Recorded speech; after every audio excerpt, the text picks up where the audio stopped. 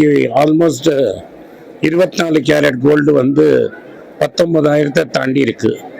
இது மேலே ஏறுமானா டெஃபினட்டாக ஏறும். இது வந்து அமெரிக்கா, இந்தியா இது மாதிரி ஊர்களில் வந்து போன 10 வருஷமாக நோட்டை பயங்கரமாக அடித்து நோட்டை விட்டத்தில் தான் காரணம். இது வந்து இப்போதைக்கு குறையுமான குறையாது. ஏதாவது குறைஞ்சா கூட 1000 ரூபா 2000 ரூபா குறையும், திரும்பி ஏறிடும். ஏறுறதுக்கு வாய்ப்பு பிரகாசமாக இருக்குது. இன்னும் ஒரு 2-3000 ரூபா டெஃபினட்டாக ஏறும். வெள்ளியுடைய நிலவரம், வெள்ளி வந்து சைனாவோட மேனிப்புலேஷன் நடக்குது. சைனா அதை ஃப்ரீஸ் பண்ணி வச்சிருக்காங்க. வெள்ளிக்கும் தங்கத்துக்கும் என்ன மெயின் டிஃப்ரென்ஸ்னா, தங்கம் மற்ற ஒரு சென்ட்ரல் பேங்க் வாங்குறாங்க, டாலரை வித்துட்டு வாங்குறாங்க. இங்கே அப்படி கிடையாது. வெள்ளியை வந்து வெறும் சாமானிய மக்கள் தான் வாங்குறாங்க.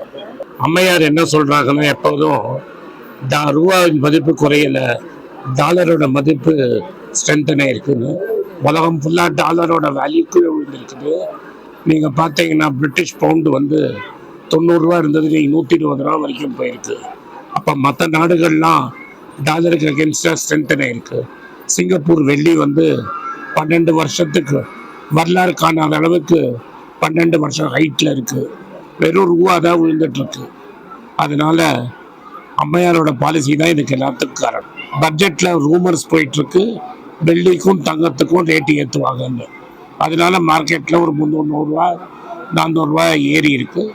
பட்ஜெட்டுக்கு அப்புறம் இந்த 200-300 ரூபா குறைஞ்சால் குறையலாம்.